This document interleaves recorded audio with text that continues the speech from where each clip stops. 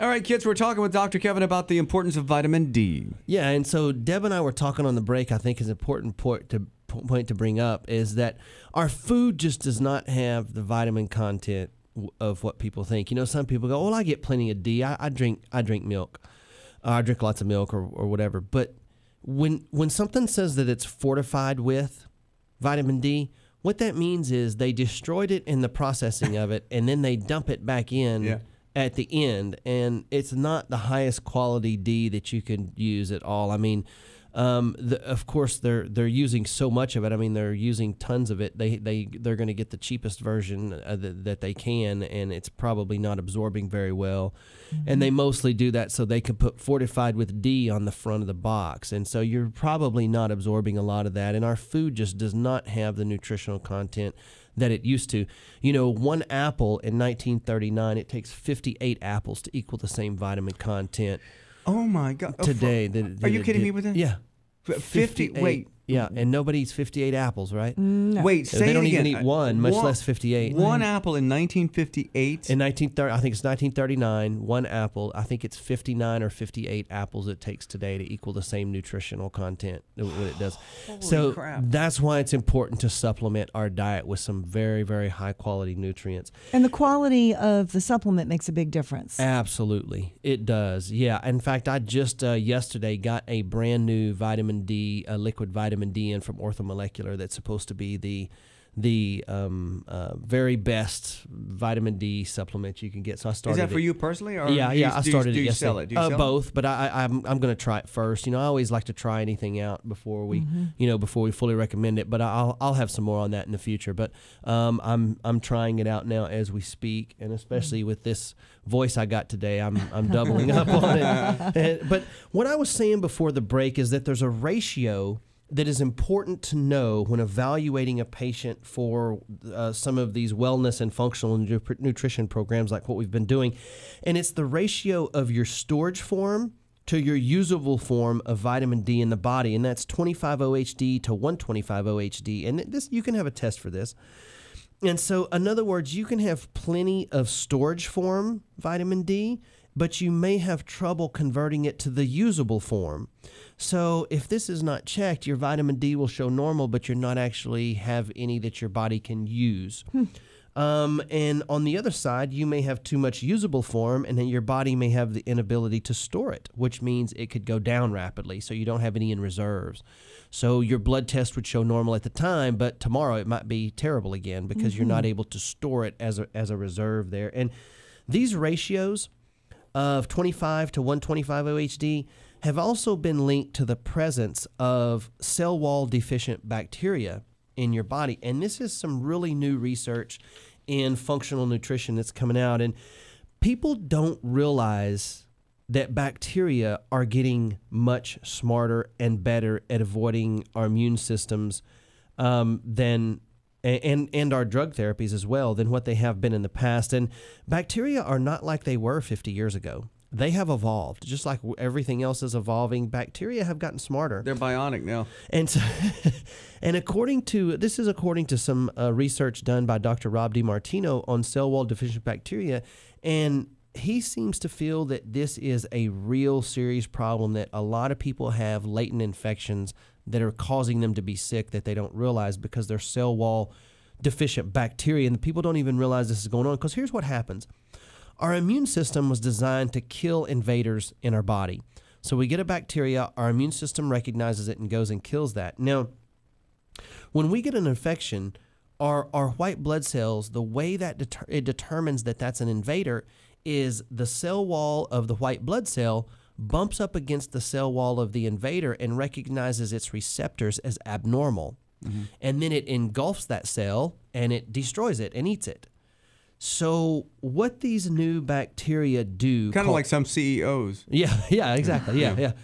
So what these new bacteria are doing is they get inside our body and they shed their cell wall. So there's nothing for our immune system to recognize. So it's like they get in our body and it's like they take their clothes off so that we can't recognize them. Or they get naked. Yeah, exactly, they do. Or they invade one of our own cells and take it over, so it's using our own cell walls against us, so our immune system can't recognize it. Wow. These are called cell wall deficient bacteria, and bacteria are getting smarter and smarter. God, science is amazing. It is amazing. The body is unbelievable. So all of these things need to be addressed and looked at. And so the bugs are getting smarter and smarter, and we're getting weaker and weaker. Our immune systems are in terrible shape due to poor nutrition, overuse of antibiotics, vitamin deficiency, lack of minerals, and stress. And so we're getting weaker and weaker, and the bugs are getting stronger and stronger, and vitamin D can help reverse some of that. So that's why I brought that up today. And so everyone listening should be taking a vitamin D3. Take it daily. Take a bunch of it because it's important to helping your body fight off some of the chronic diseases that are developing and becoming so common in our population. So pretty amazing stuff. What about D3? I mean, we hear of vitamin D. Is it the same thing, or are we looking for something different or more specific? Yeah, D3 is the only one usable by your body. Okay. Yeah, so there's other things called vitamin D, but it needs to be really vitamin D3. Okay, so that's important.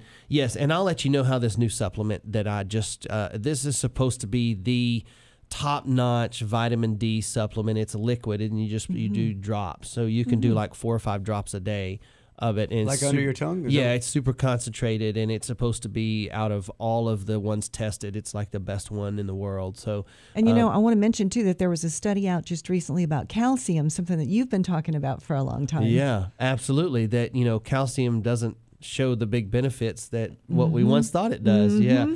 So once again, something I've been saying for years, but somebody did a study and they're the smart ones.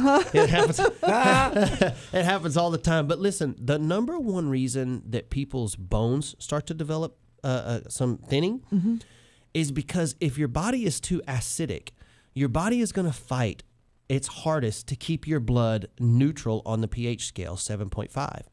So if the rest of your body is too acidic, your body will pull calcium out of your bones and put it into your blood to neutralize your body's acidity.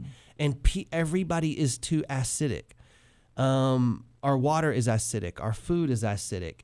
Of course, cold drinks and all that are very, very acidic. So most people's bodies are very, very low on the pH scale.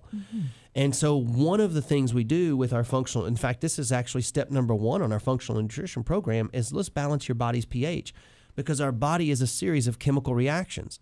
And if chemical reactions act differently in different pH levels, so somebody that's acidic, cancer cells can thrive, they'll be low oxygen, chronic diseases can sit in.